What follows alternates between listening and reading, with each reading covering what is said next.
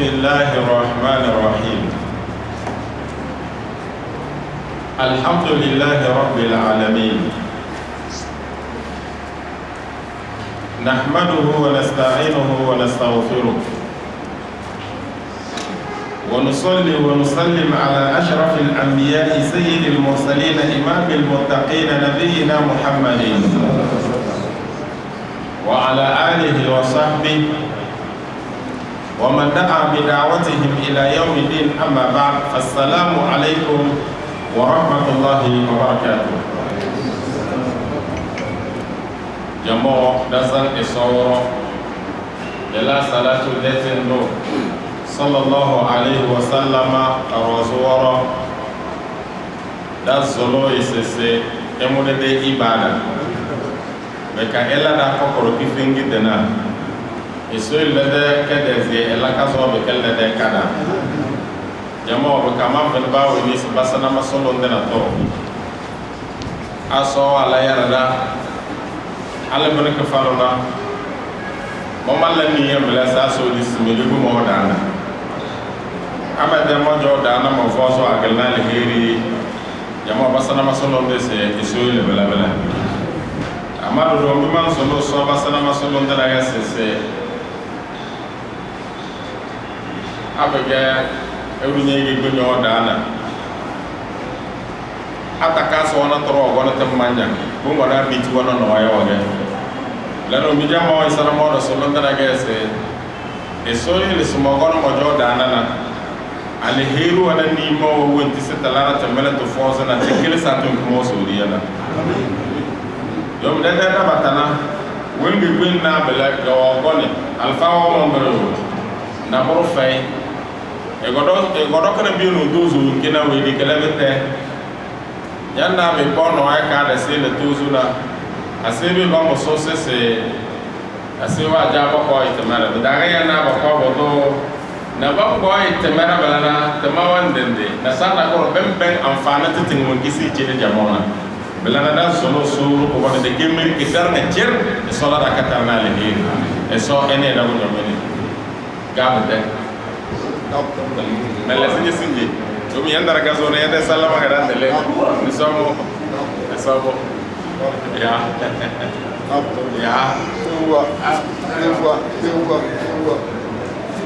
sala chele da jamo bega bela boroda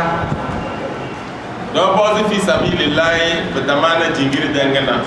erade alhirwa bama konde dan ne mala yela le heru atante dage ke de woro na ro aga do 50,000 mille ne salamala yamara ne mala mille ne salamala da ngata ko do sinja so de se ke zo da no sanda dan so ro sata se mo de so no ele basido erawa do menne da ngata de tom sinjiro do go buna ro saudiya we jele mille fu jingiri da dodo nyoze so da fi sabilillah da wejele milifu ke dala da muzin da ce e so e do albaraka de chadoro e so esne nakara farande aluna rodo wala ku kare wege ki mili na tonoa jamo da solo so baraleze de so besna do be kilo bi balezna baraleze de e so e besna e do be kilo bi balezna baraleze de so besna do be kilo bi balezna be ka de duniya chorada o mi batna ballan ko kare sa basna so de dam ke la ro ka bes dangir mangena e so sna o ba bes ra ngir mamba ala mi ba won kinda be de loro ro e so lo katare badam baba sana e so dal barka ba de sare ro e so fa woloro badam baba da satana e so lo katare na sare ki fingi ka so do al barka sare ro se ka so fa woloro al barka ngiro bela boro manna se kede zera da meze da zolo question de ngere bumbudina yele yanna mo zolo mo drogona solo de kada don dona mala wala na somo da somo de na kada ga do jochi dona ba we no do wenti la kar da we mirenda e joro wanja de so dona ya me bele ko de so ko da na mo ka ta chele jamo me ka kamera so tan da na kamera de biti wini bu wa roze wanyes bakon banara ina esole ze takase esole ze bitinda esole ze takase esole ze bitinda esole ze takase esole ze bitinda ana ga sere tafsirin da kedele da sanana esokuro ko bonga do wa mateda era wumba emuden gebede chore bawo ni ge so wa fa nima eso se mudo forosi de nima kam emuden ge e de nima on ke da wana ala bela bede era bembe batetinga bede la kasna bede ki de vinitinda be ke chore ben ge chore na ke so wo funa wa nima de ke da zolo so ko da nima wa ka yele do wala da dalle e de marwono ala bo ko ni mo tan tunu dit wala fala ke de bela bede aya ga dana e so wa mata da bede tom e ke zenna frauna na demba bela ga ba kala ge so wala halaka ba bo ni mo da ge ala ba ko sato ku bo yo so da di na be ge chora mala be bo an ba yesana so balla lozo frauna se mo ge so e so ta la halaka bendi bonyo baba ni manda yana alla sindi so de suru e dana bawo le le rana nge so aga si de yum ikediri e so de yum de kondenda nga be de fala so no zo kokoro ballo fitina se be bango we se be baba ban bo yo so de tofunu be de so de yo tofunu ko jo e so de tofunu yo ko jo nda e so ru ko bona be gede zena halaka ke de ge faraona de halaka ngene be dana باللم لسي بدنا سنسي امويديز آمنت بالذي آمنت به بنو إسرائيل ميديزي إسويدي بنو إسرائيل ويديزي وأنا من المؤمنين بعضهم من ودا إسوس الآن لرب موجا وهذا سيد يد كلام بنو زلكورو مادام يد توبا مني رويا فسوكي يد توبا لفراونا دنيا يوم سجنا درنا رجورنا دابا ويني إننا سومولودا tuda ko wonna mo nyalla nyayise mo domona bu mona la tuba engenda be sta la tuba ken da ma torona anya la tuba sorom ya wona ne mala ama abege wuro wende woso agale na sala ga zalda na badanda mo tuba ke do ro ngata te da banna belado anyo nya de tenga nya zala nya bune wizuwa kelle nya na samna zamana ken ga sinja tuba badamo padamu yela ni sallallahu alaihi wasallam se somo erede tuba ma lam tubargir abu do konte de wezu ka baketale de lo goro do balle zeki aya la tuba somo jamo de cha de na tuba la yo basa on do solo so gafar na de yese to wa be kadala tuba dan le yese to wa da zo so de fulena e so da na dara ne dinda e so la tuba dana Allah sinye bala bala bawon da ga sinye da aya na muruka na sakan kamar suratul anfal da asawa birinda a'udhu billahi minash shaitanir rajim inna sharrad dawabi 'inda Allahi alladhina kafaru fahum la yu'minun alladhina 'ahadta minhum thumma yanquduna 'ahdahum fi kulli marra وهم لا يتقون ورق بونغادو وان ماتدا era wumba ba gel na kibe finiti la doroze alla berna fanandi to sochi na wa bela bana bela inna sharra yana ala ruwa bona inna ketene tom roze we diru to roze mala ana bondo sese takir dan la da bala mala takir na we dir to to roze mala be vaina balla sika bela be tom roze jamoda ne mala be yele inna ba ko bono jebela da kala ko ronga se sharra dawabi inna we dir to to wontiye sinyana era ke di oroma ngezo ba ya dawa bena wumbira kullu ma yadubu ala al-ard wumbira bonu ngala do roze daga ba ya daba robda jamoda ne mala ke di oroma ngezo to choko robda ngezo mazala berga school da aballam classe wende espèce wa e rota sena animu wa dan ne mu na so ne da no me kala le heri ichile da to so se wombere nga bo wa bon ngala do rozra jamo jinu wa da ro jinu wa la do era wa da marwano bunu wa da feni na nane ra kuma branga bo da ala branga na afa bo da afa menya afa bo da kamala se branga bo da so se branga cherdo beda anyan jadu wo bi beda kazo pe beda beda kazo ko jonda so de branga ma de khalita on to so china belemo ko ro ko bonga do se allazina kafaru era lota wo mabe gizi so fu ba wala be ke kafiru wana bala ba gelna amman da ba gelna tuta bana bele mungu de kadezia ngum jo mu ba osamla ko to kolida so moto be de fe pata be de fina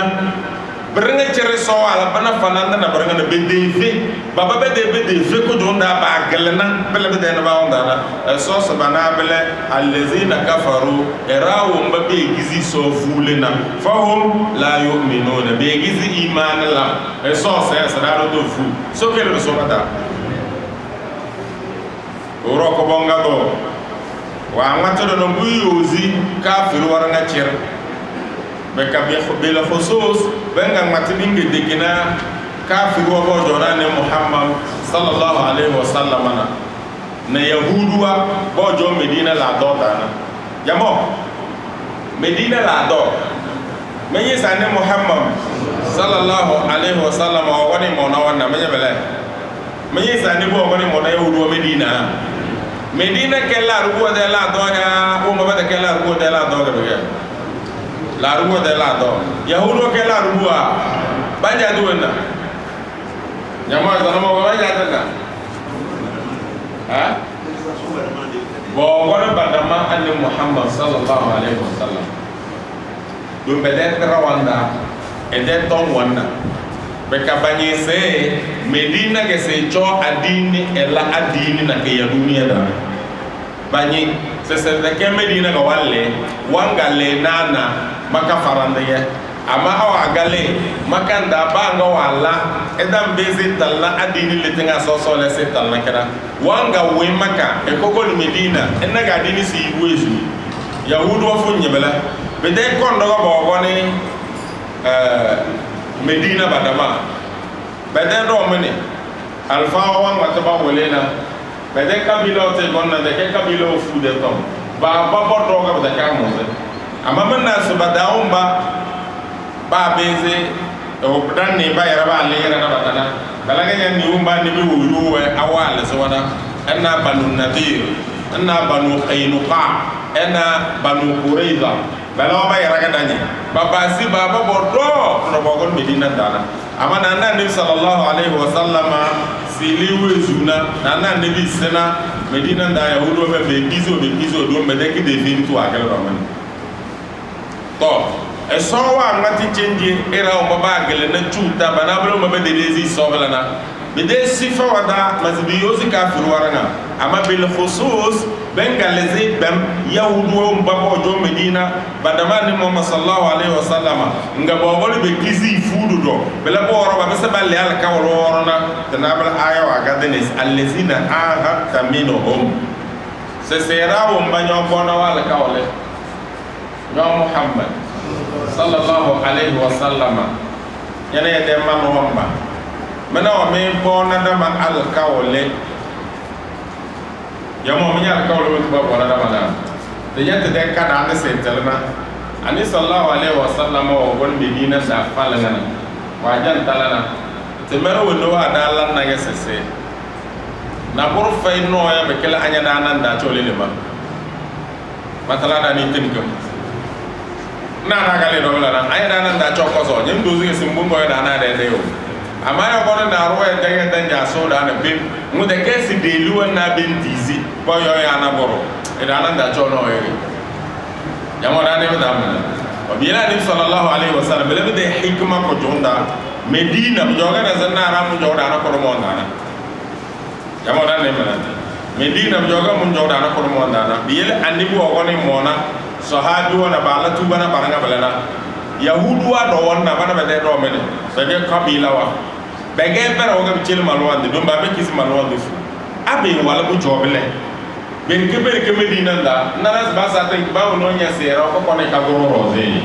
yela ni sallallahu alaihi wasallam wa adala na diplomasi kadange wajan dana ke medina dana kala kana bala yahudu wa be me wa ya wa ga no ba cho ba ko al kawle me ya yahudu wa muhammad adi minda ni gizi madan go funa sinyi filman jar barga de ni ko da yo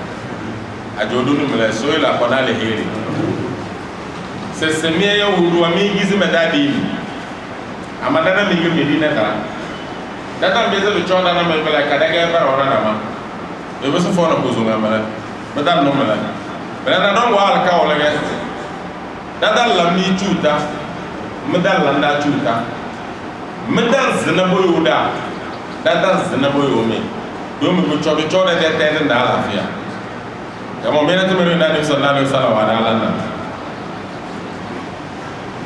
amma yahudu waranga modorona nas nyame bena palestine ki de veniti na chuta ba mama bango malwa ba benda melana de kesi nyiga bara bel ba de mara gal kawle cham ngoba da saro waranga bala na kawlo ga benjana bala saro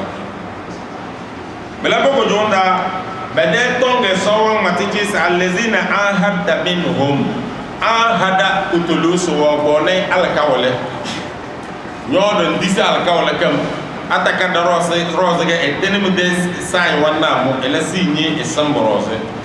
erawumba ahada minhum nya bona wa alkawle ni dama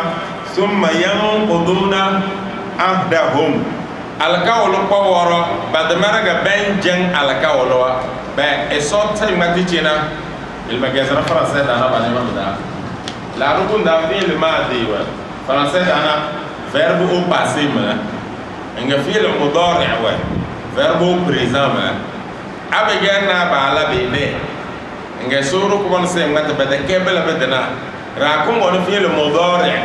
راهم ببيع جال كولنا أما يهود ده على كول جم كويدا زمان داعي باساتو ونجي amana le mela al kawle ko bon venu ndo sa ayo do al kawlo do ela le ko ro la ya sano le rokene to bi ele so se matena yan kuduna go do benjen al kawle won kinya no na fi kulli marra ba sa to ko no be ko al kawle gana ba sa tu won kiga ba la al kawle en kadan se uruzu kal kawle wala ko ro enudi ela ti sola da chiwo wa hum la yattaqun bedeke won baba ne so de na darana ba ci ko la ke mo man ni so tane dara bele ro ko beta ke mo mara de choro da ta balla hi fana de ke mo won wa sim da ka mo za ga no ni ne da nage e so ke ti dala da tiwo be bana ni muhammad sallallahu alaihi wasallam bede al ka wala bo ko nan da do mo na ba da na ro iyo era النبي صلى الله عليه وسلم بنو النذير يهود وده جمعنا كرم لما مدينة أنا وبيديز دومي يا سنا كرم كدمونا نوا كرم بلوتا النبي صلى الله عليه وسلم وبيديز و نقول بيرو وسسه wembi dala la kawle na eno na la kawle ka kale ko belage ami bengen na o be la dana kurishim ba badar de yudana nam kenga yahudu o to bakara sa kamera tete ko ko da nyenge zana era mo basi yuna nyu bele basi yu be vener yuda zesi dumba fo se ko don da yo bol la ma ngene ngene si nyi du wala na aya mo sana da ya nyen dilu ba ya bala na yuna yahudu mala jamo ba ko korba le so medina da ina zala yo bu ta tanyo ma bizu yo no ni ni da na ga bege al ka wala ga be jega be la bele banu quraiza al ka wala wa ga jabe al bu kom batala ahzab de yu kana bla ya ghazwatul khandaq bo won ba tar na ban kafir wona ga ba ya khandaq bela alla sinje ke da la ma wa ga nyo ko medina ko wa da ra ba me zugo na ba wale annabi na da so agwa ba de re da be za nyaade fela do mi kafir wa ka be so ko no boroze do mi medina chona be medina bo to na ci be kan change na ba wa ra be so ko ne to lele ba me so ko na mo ga ba ko ke ke la ba mele de zaman medina de tenga ka bo wona boro bi virawo na ci na bo wo ci ba da me so ka so boro donc kafir wa ga le ni so ko ba cha ba ngato cha ko nudu ba ko barga be de lele no na annabi muhammad sallallahu alaihi wasallam ella idize alkawlo ko bobona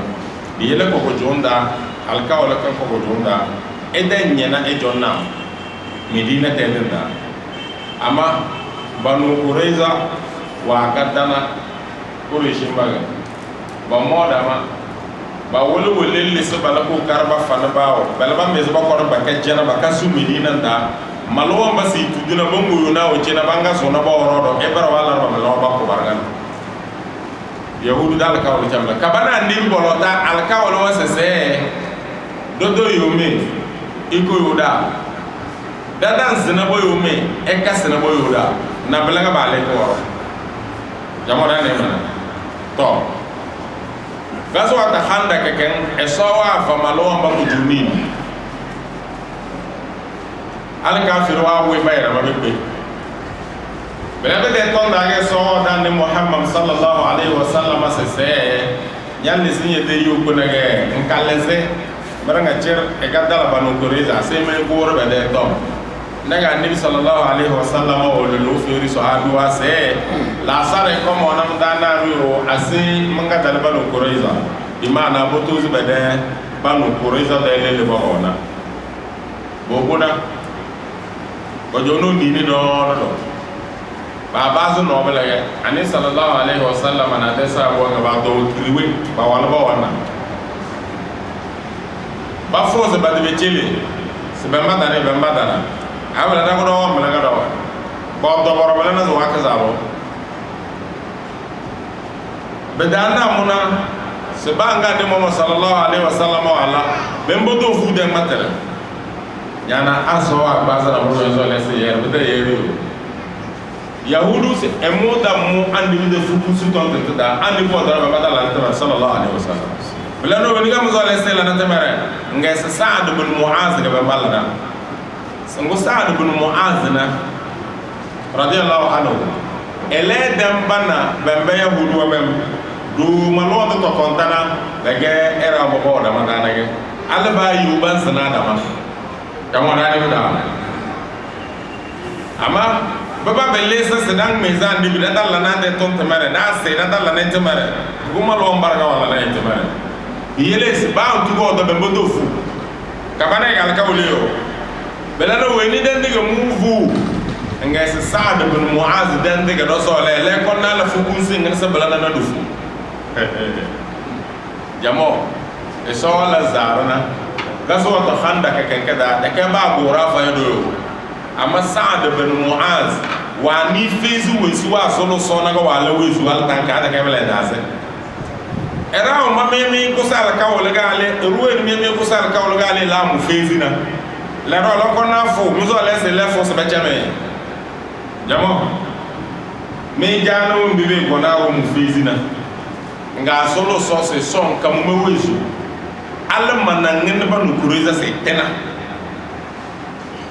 e de fezi sen to funuro be ga wansa e so wa mu so non de ga wala wesu ala mo ko tala ba nu kuruza de no nini ngani sallallahu alaihi wasallam Sa'd ibn Mu'az mo da Sa'd ga esa mo da mo jos e ko gona bobo ba kazal Sa'd ada meze no be gezale na banga do ero de ni da meze no mena nga be gezale ba kono ba dala na nabi sallallahu alaihi wasallam jonna ai ko banu kureza men Sa'd ibn Mu'az la hukumti bay e gal sama dera da natin Sa'd ibn Mu'az de woni senya ngana ga mala nawa nga Sa'd ibn Mu'az se bedewu baranga ba dala yuna ba zan abala na baranga cerba la zama godol ba koy be go ba be biyana ba da betana bele bakpa bele yunti ba bese nguma lombo wedina jamo dane da biyana de biye de tonda ga aba na kuba da tele ya sese chinu anzo era daya e da sota ben bo fulu de chokoto be ben e de fondo to nyona wanzo era daya da sota bela branga bale verifier do mbako kono ba kubia bale zibie de wezini ngo bako kono be ele wo mbaba mo na se bako be de ki de venti ko tonda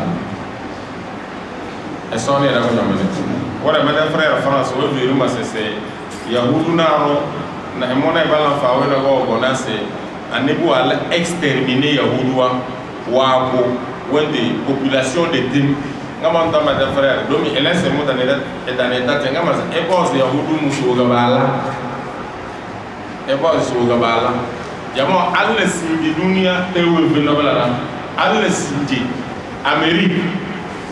jamo mane mala Amérique Russie na la das ko bo se me benana alla sinji a roi la trahir et des nations younda yana mo da ngaba la ngay jamo busuma ngana ba la ngay alla sinji bango anu sallallahu alaihi wasallam wa ko gabala e busima belano gabala belana de bo muli bembe de mara sinji wo na duniya ro kana ale na ba do na ni bo ala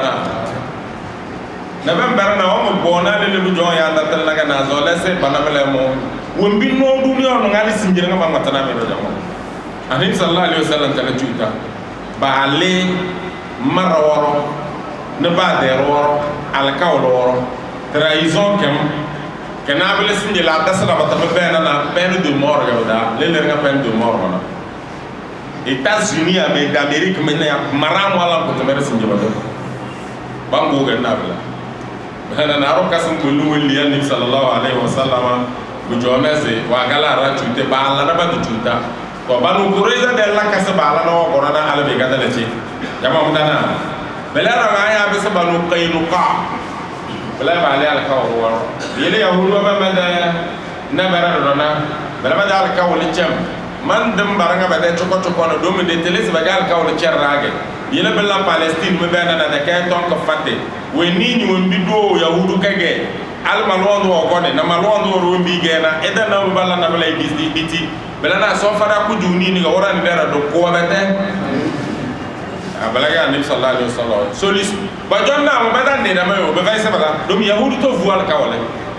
ada bo vual kawale be fo nyose jamo be bele ko ya do vual kawale nga weni la sanse mo ga yahudu de weni ngetina yahudu wala chuta wala se malomba de wezini be ka bo conseil de sécurité ONU se balatana États-Unis les connaît des veto c'est bakala ina bo bela ba ga wala sinye jamo ya de bele ko te na te tenke bo le da ONU de faiblesse na zulu be gojo wendi SDN do be gojo faiblesse bo go no ONU wana kisinje do mi sinje baki de finiti zana zakanya Allah go jo batame nga ba dala sa balate ke veto de na ro ali si veto de ne ene de ki de 20 beden de kina ga beden marawa ziza era de mara sela na bele so de na tan no bele da jamo men gezera la fawena ko do gon yahudu de al kawl chenda ani sallallahu alaihi wasallam yo ele so medina ibn kasir wa ko na de ki sakam c'est malo alo wo buke ko da yahudu da farande yahudu biya fu biya sole sallana ifa we sole siti tikine sanara he wo mi menya na biya fu biya la yara walu tini e gamal walu go fa de yerwa i demande wala e dan jabada yara alam ko no betala sa tun ku wo mbem ke jisina na shenwa ki bango wala nga e wo mbem winuwa yenna nga wo ko enara alomu de to ko zona na e ko tanaworo wambizo na kana wele danesa na boro wala etanaworo alu muzobe wembem wa gorna ede togo chambo wala bana itungolo ena mukengege alu mo lulu iku waya amadu wanu ni rawa mbezesa na yahuda da farande malwana na ro namu wa nabelena da kase nyalu mu ama innamal mu'minuna ikhwa malwa ni chenu wa na naga wa gafer wa lezi yahudu kutoka gabaria chako elona yahudu wa bodo malwa mba faida bada fadama do romu everi kiti alomo ama yahudu wa hagoy adaka deze ani sallallahu alaihi wasallam wa gaber ka gorboro alka wala da mi do ta do ngiti ro malla da da tuta jama man ne mala to bila alka wala cem yahudu na de kay ko ne de gela ka fadana belaga banyane weni ranga enyi yahudu de wombi gena e de ke weni balla nae alkawle ka bidezi simala na mana alkawle na bidama ba faida womi bi yele gena sinjede de mal wala da su wensi sisa amerika won veri ko sebelana ba sanaga amerika ga badesi so mo be veri wala atare yo ngone mbem jamo yahudu kana ko de baro kana ma weni do kana yahudu bembe wala ko malomba ba yahudu wala malomba tuta ka vera ba kala ora borna elo ko ne nyane maga dama le ga bende matala na ne bada no ya ga bege to malola da su wensi sun marasa se États-Unis on veri ko se bambe ko se bala ngara bala na kidimu mi be bo yu na de sungu uzuma wuro wonde bele su bo yu kidimu de ni gele bala aw be mbodo kidimi se tabela na e dawa ka wala bala bala le kala ko ro yahudu wa ben no ba ko na États-Unis o mo be yele be de chuta duniya da wi gi ama so tar da na ke ka so fara ku junini da damba ba wala da sa sansa da wa so fara damba ku junini so wuro ko bane bala ka sana be de chuta so wa ya ba na so ke ne bitibi be da na da damba roze yele so sa allazina ahadta minhum rawu banyo bona wala kawle thumma yanquduna ahdahum yade wala kawl qona wa basatu kibanjan al kawl kan giga fi kulli marra al kawl ba giga yo qona woro wa hum la yattaqun badan nyam badan ni dara wala mala de la kasana ay so se fa imma tasqafannahum fil harbi fasharrid bihim man khalfahum se abige so ala yakatare nyana wa mi geti yuda mi yuda nange sowa banyo doni ne iko boroze to ko ba ngene ngene de ko law sanani law azaba biyele wo mbabo boros bela boro bo yola na balla wona banene dara batelisi asebe na bajobate matala na ni wo mi so no na e so se fa imma tasqafannahum fil harbi anya no yo nga nyoyu yo kenke daanye de dunu wa tan boroze fasharrid bihim man khalfahum kuwe lawazaba lawasanani titintinga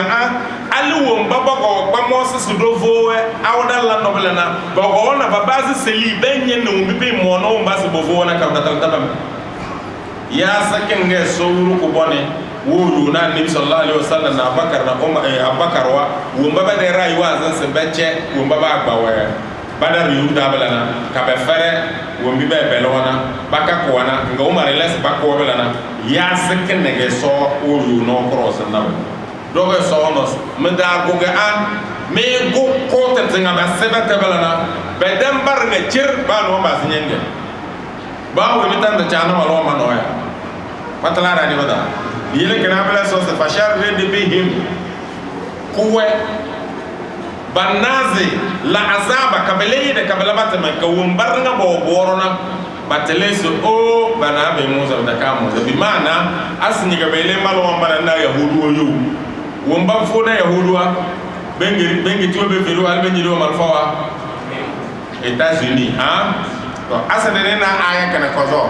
abege be gonda na yahudu sinje yo nge so abada iko boro so do ko tetentenga alu enu e veri wa balana e de tenga base selile le gona wanne ne dare so o adana bana nga sebete baka ibisuru da matanna do balana na ro kane bemele e bodo do wala asara wana to de lisi jihadi kene esowa matadona eta de tonge jamo dan nemala eta de tonge aba ngoti jihadi de tong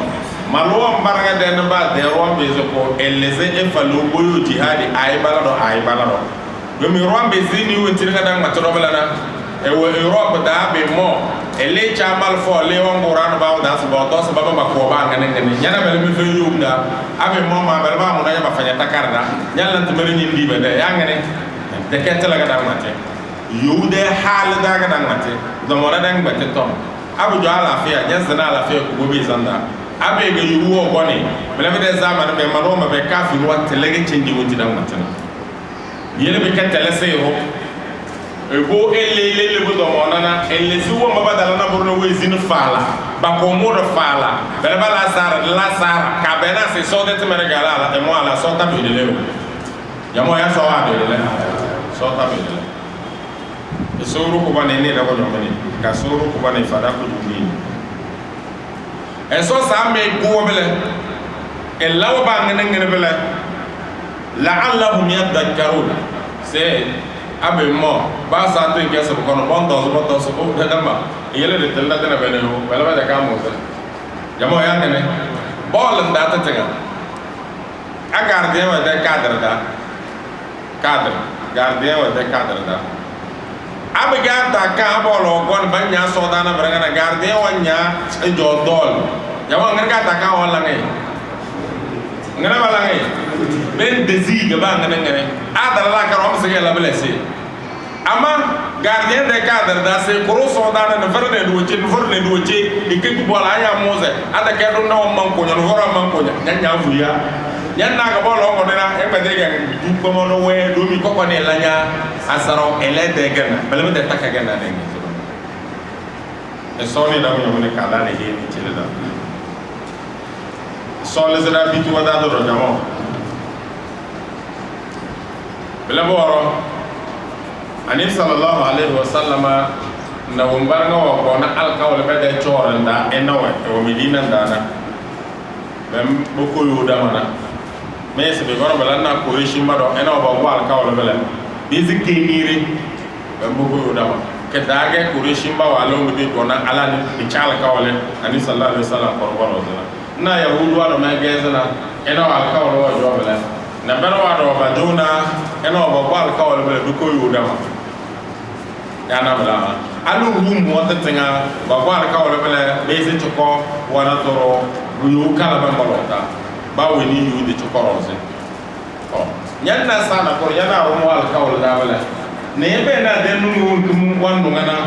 ke de ke ifo al ka wala yamo na ne bala ngo da san se mo ejeki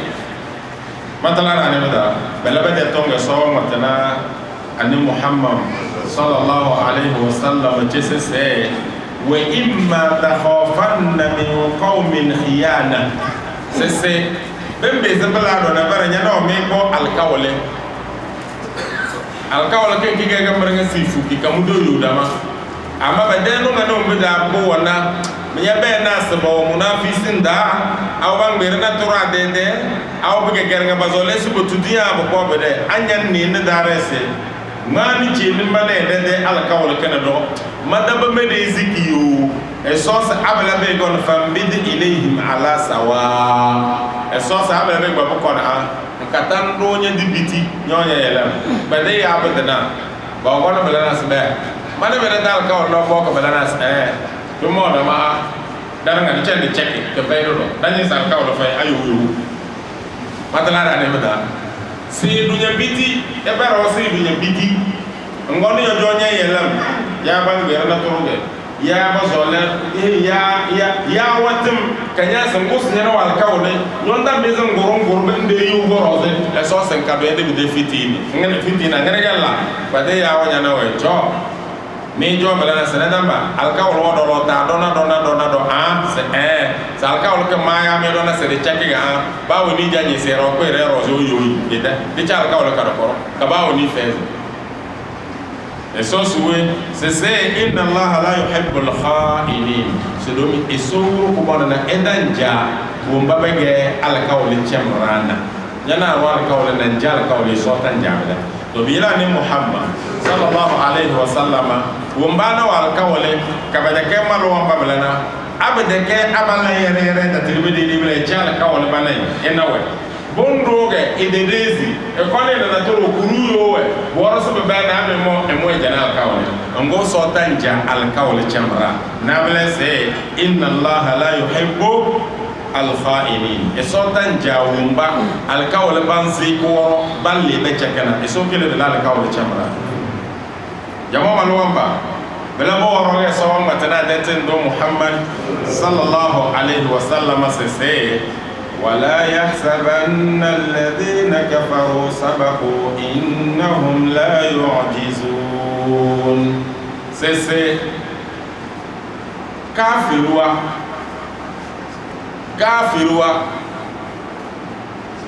وما بيجيزي سوفولي بالا كتل ترينا سو بكيزي سلامنا اسو سيسي bawo duniya da ka da bawo na wezini ya sana bara da la karanda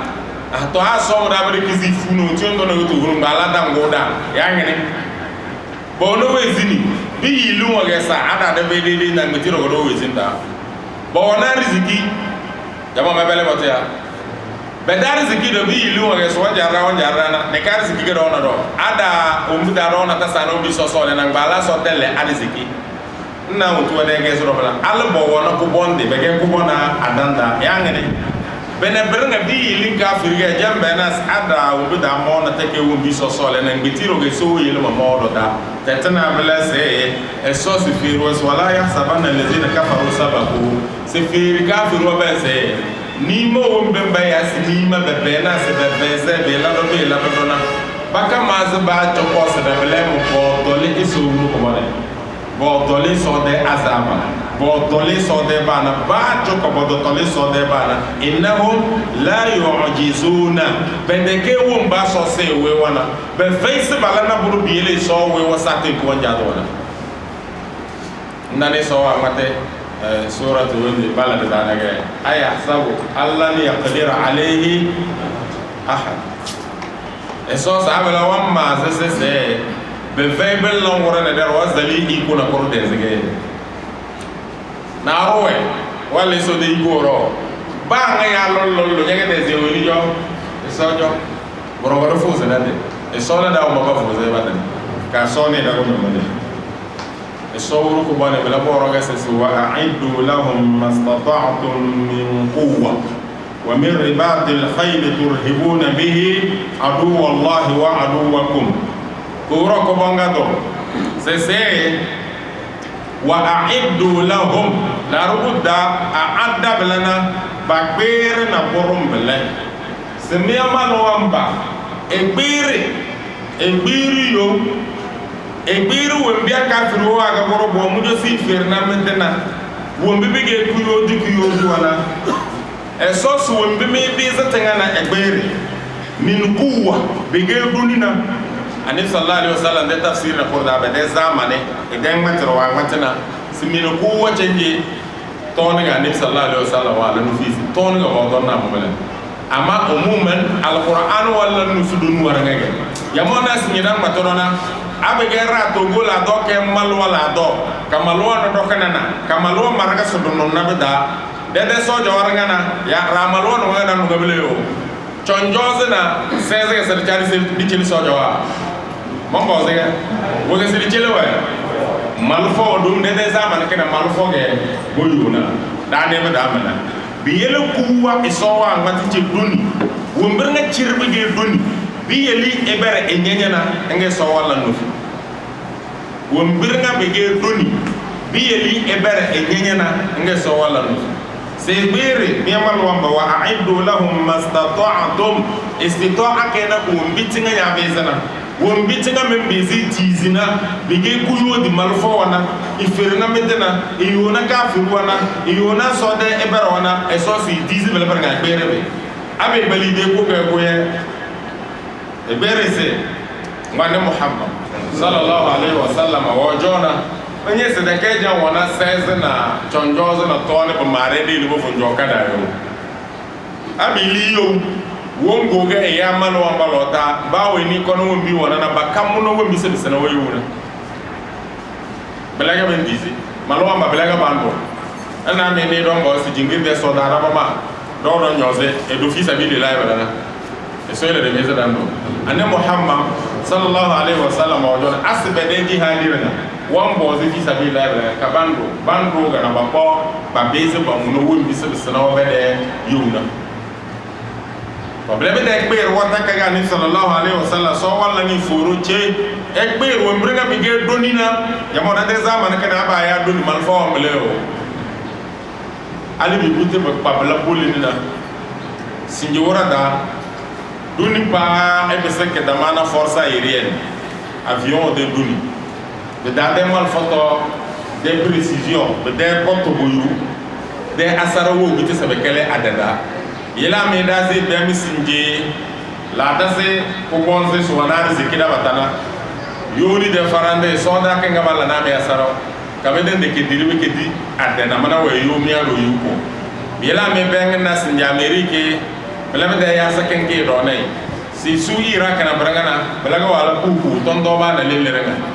ba le le ro na ba pesa ba le zumi ba ya duru wana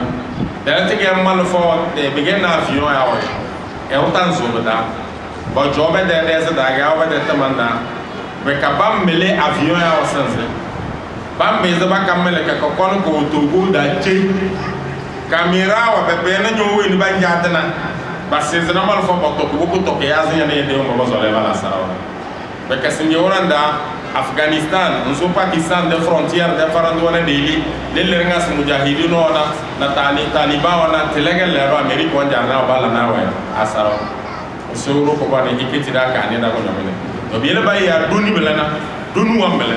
ena sinje Saudi to belana menyi Saudi wa oyi Yemen de ke sirike ya ena na la ro wa dana ama mu jono doni Saudi te til so ja ba so ade mal forte ndenge za avion da so da belana tanabela ko tiri baso ya mani yu gombo bonto da kema matese yu to ko zo amongu obella naga mengezi yu jamo dani beda gombo obella naga rengezi dum yu ringa edale heri da saraworo na ani sallallahu alaihi wasallam wa doda bela sa amujo e ka solo si so ko no yu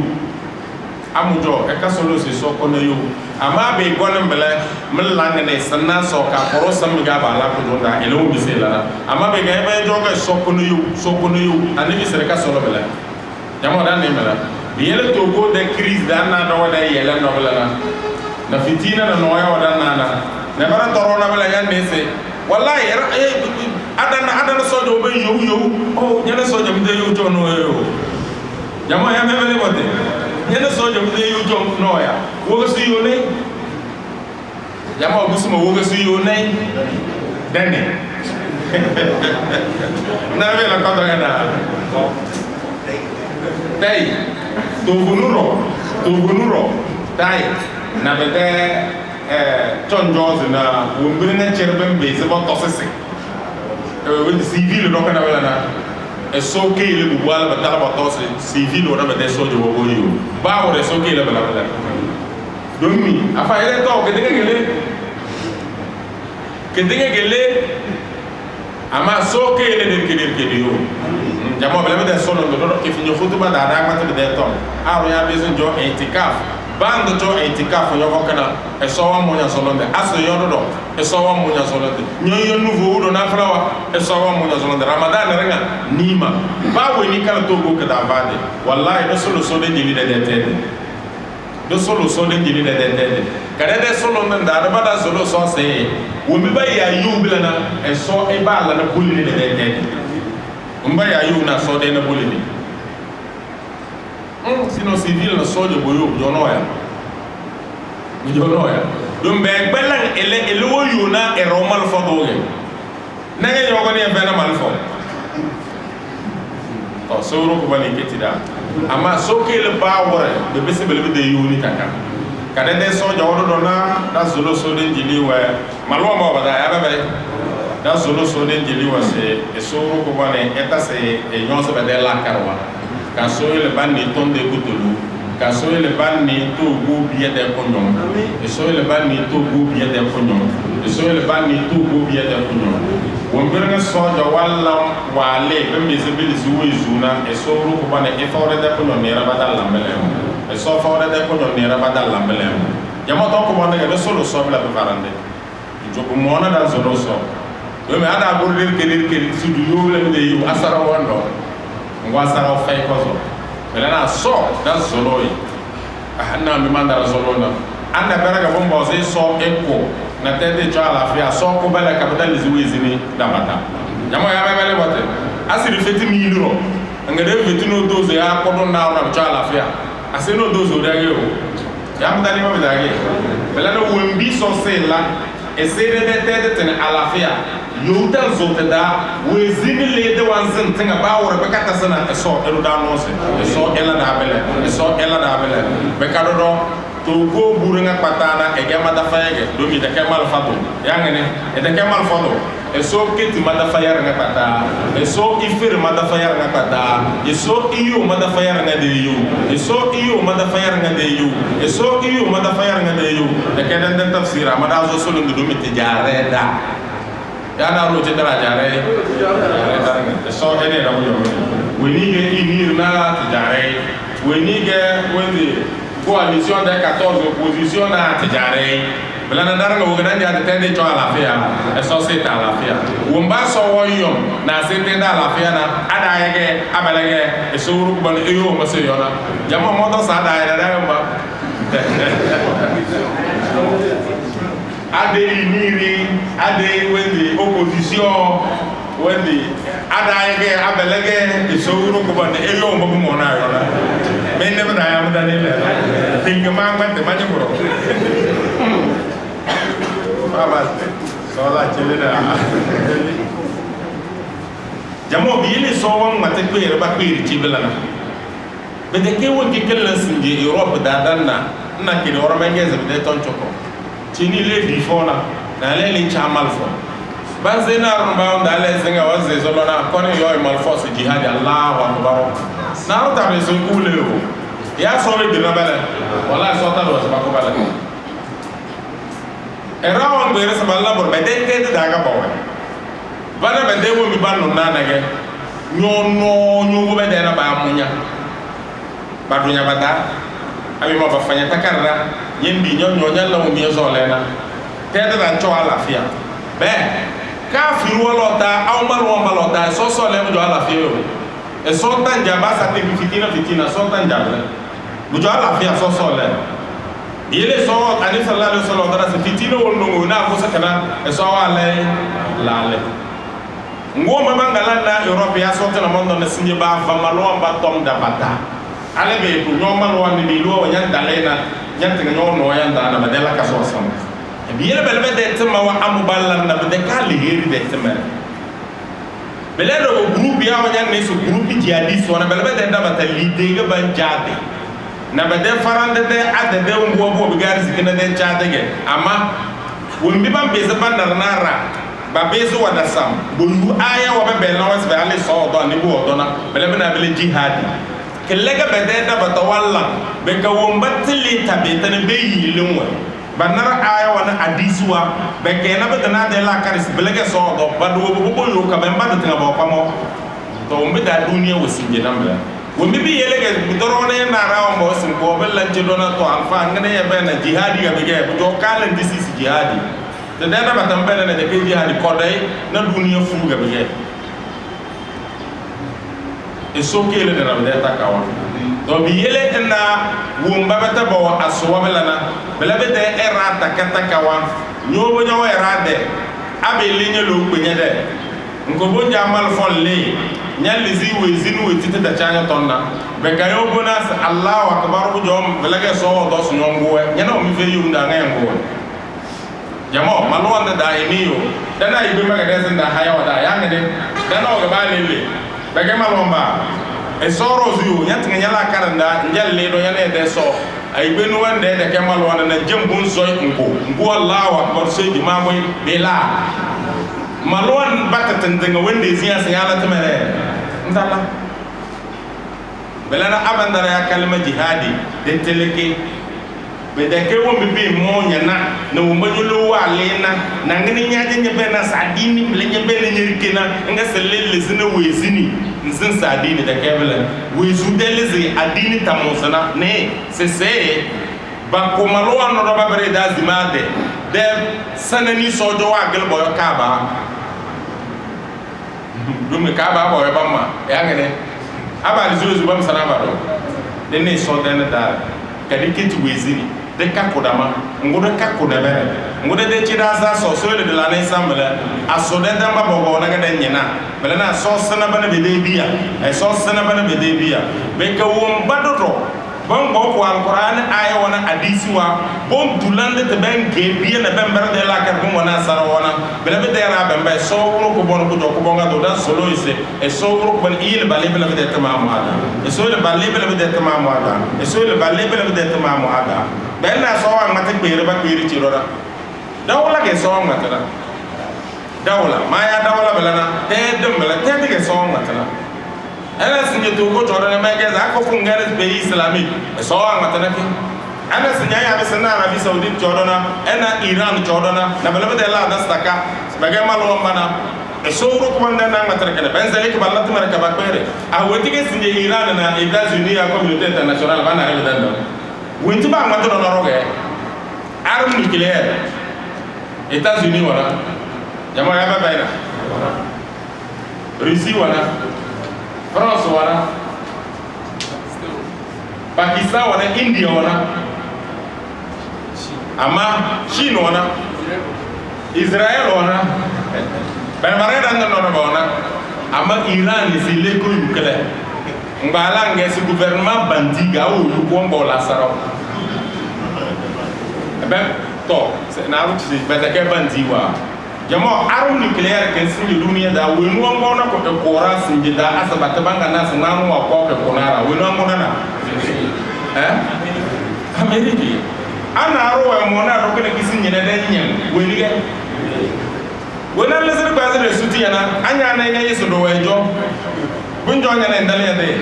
nya sangere ga sebetana lesere suti yana ama sinji banga do ni dena na ko bela no ro ga Corée du Nord la ba ga ba to anya benga na aya kana do me be na se kala ko jonda ga Iran wan jabe se sam won ke ge doni ba woni do wanya na mana se mo do mo kala bela damo dan ni bela kala ga la do ndo bela e so de da ko no ka so la le heri chele da be ka adaya na do jodo no kodon se de la aya kana do da tamer de zin da ga dang bere do mi de zamana kene ronga zale mal foro ko ne ya de e kunya se so nda se mela be mo de ke li de na ajuba do nya se be la wana la da inde ni nga woro bala ba go do go mal wana de ke bi jona da bolle bi jona ci mal fo ka ba go ne do bi yele ena wunti ba ngati ci dona roba woni ya dananda la ko karnya bere no wo minya bezeng bere abe gebele bi de ki de fina adala ngoro da kana se kale kazo so ko na bangunya wo minya bezeng na nyang bere ama ne ko so moro to se ra mo so ba mo mal fo ba so na bere na jama mo do bele ya ro de ne de chokala ge mala se Mustafa wala na wazu se de bere bi yele ma mo mal fo ma mo se ay so le so mo mal fo de change menye se na ba wa ya bezeng mo na ke ama gumina to jonyo na takarra jamo yangane bo wana benjeli bela be takarda banyi nyoro sumal foya ka zawonyo jo ana boro ke sabala kenti ana bor banyi de mal forose abala be den bawo ndaga ya mo na mal fo tati gananya ama be gambol la ze singa mu cege be na koro awala be taka sona nya dam wora be gonno ena so Mustafa dona sere be re ga be mo to tobele jamo la seri mo to tobele roma la ga nan le ro ngorana belana se bakon ba ko yo fu zo ke ba chane ba fokna na fun janke ka ba do ko ba fokna ro e so ne da ko nyamene ka so la le hiri chele da dela na de zandana ta ke dal nyona ada won ki nyaak bere ken zille la be warage wondi nyu yuru nyen jesse do mo won se ko nyana ya be bele bote alba to ko biyo nyona de rananda bere nya de rananda bu do mo na bo ko nyana ala nabi anda be so fose ama ayi ko babu we moyo medena dak de vena na la casa de na bem ngaro ya ba yu takar da gomina ti chelinya yona mal fo ban ko rozo dal heru akele do mi nyana la casa de na benna bon bon bala ti de vente belana abege wo to de mal fo aw e do kana ke ba so da ga wani ni barande bi go do gbi ba za ya ezega ga bare ba so da ga wani bo do gbi one the list abla na buru che imma bo yuma ngo to ko ni su bo yu wo woni gesi belana nga wala wanga ezega ko si wasile ama wonte da sin de communauté na population bo no nyomo de zo le mal fo do yu ki de takara Jama yo benjelinya. Baba na se na mna do selana. Eso ke dira kane da. Oro ko bonga do se egbere kuyo ju mbrega bege ba ya doni na egbere be ese. Arme nucléaire nga da Saudiya wala sinji. Ama fena de technologie. Saudiya wala e fena de technologie. Yele dali weni wana. Di mana e wanake bas ni be boze samba kose ko boto ya bala na boro o maba jo aga mona se bo ko ne bala wa se kede na boro ama wana ai wala ni diga wala ngode ke na roze ina Iran e diele ke de woro be wara Iran de tom Trump se mo jeng al kawle be langa e so jam kawle ko ale da Trump ale da sate ku bama de tona nge Iran wala me na sese mo basé mo de mal fo ki bingi zina de ton nge Saudiya de wuro de bu baya Muhammad bin Salman na sama base ba dul ban ba wala ba base aba base ben ba base dile men na sese eberter pa lotana Saudiya de Iran de ngo ba jame de eberter na sunna na Shia de tonga eso wuro ko bani kiti malonde so kiti malomba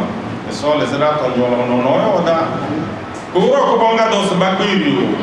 o mbirga bige doni na bakbere betize be wa min ribatil khayl wa baya al khayl wala awin jambala do sate kan sallallahu alaihi wasallam wana bede zamar kan awin jake na ku doni ba yela bi boyu ngamora wonja da na dabata mi de dunu wonja sabe kelamala min di ibarana sa domi dere rozi de yo wombu de sambe kalate yamoda ne bada do yelo agade wa min ribatil khayl bakbir doni rega ke doni na beledo ga awunja ade wombi se bakbir na ye do mi gon beledo wa bu wana mal be gon bele ma be ne na be tos mal fo awunja ga bo fo kana hi balanga na banar na puto na de brene cer ba wo ga bele yana bi sallallahu alaihi wasallam wa jona ana boro agale ne deli bige yu duni de na boro wa jare de bali de ba ko yu abe de lega ba mo be medo bala dum bo ko konne bere ko boro so bonu dino bere belem e sone da no mele duni de ngezo do na arum biologie ko be dayo poison wa ba jam kidi aw na boro be bela a we de kino we de kino na ko dom tenanga dan do na la da sama bo wa e so ba kiti da be de tinta so ka fa we iko doro e so se e gbiru doni kene keranga ma ga de me dona wo ga se lanake turhibuna bihi adu wallah turhibuna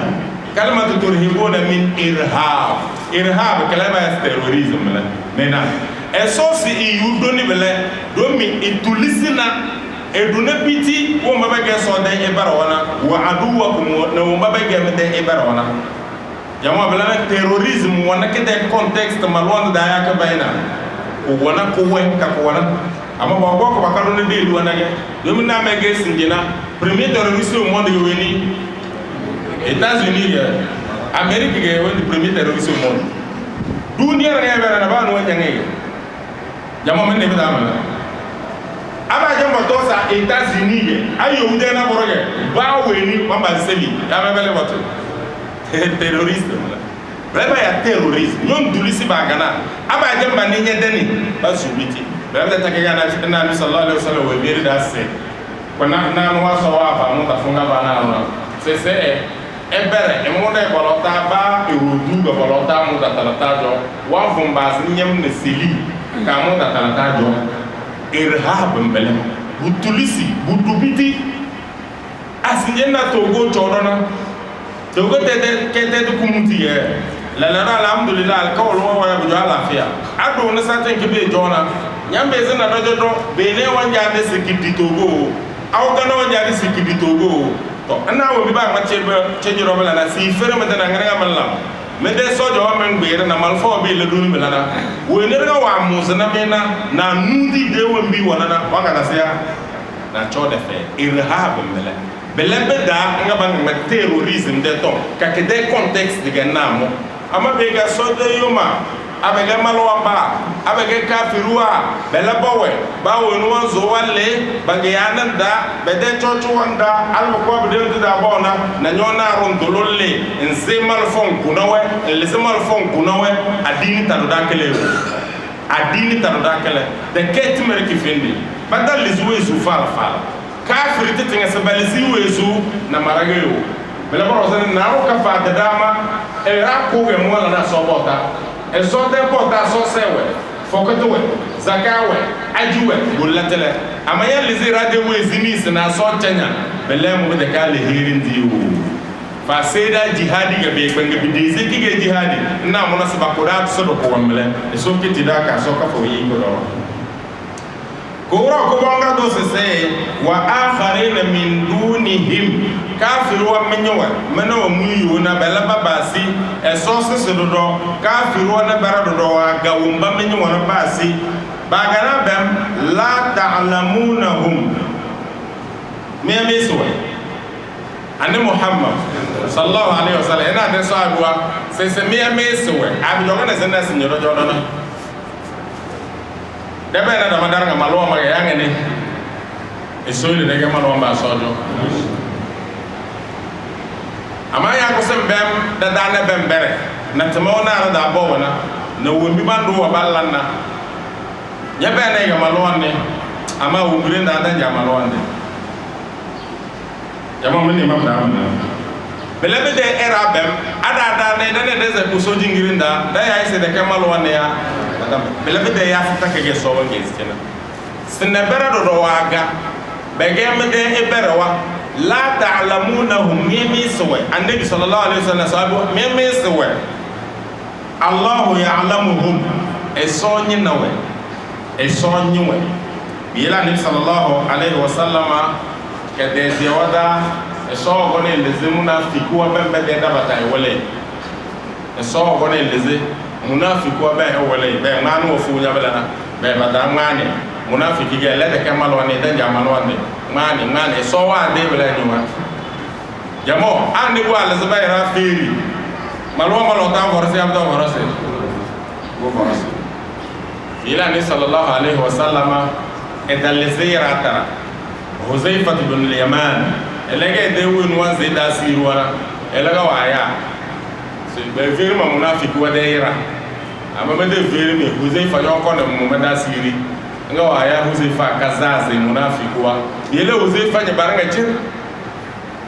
radiyallahu anhu kelega be gabiri lana sahabo to funun dana anna sayyidina Umar radiyallahu anhu larana dana de ko karkana ko ne soja de munafiki wa kadasiyo yele sayyidina Umar wa gagoro ko Huzaifa do sumoto ko ne sinvir mo ba munafiki wa madama de ndege mewi bela mo ko ne sinvir ma sumo badaya me bay amma wa mandalanga sama almaja tubana amma vai mazaso kama dazo ngauze fasa anya vai da lo wazaso ru kwa ne kwa ba esone da kunyo jamo baka ani sallallahu alaihi wasallam da ya sake na walana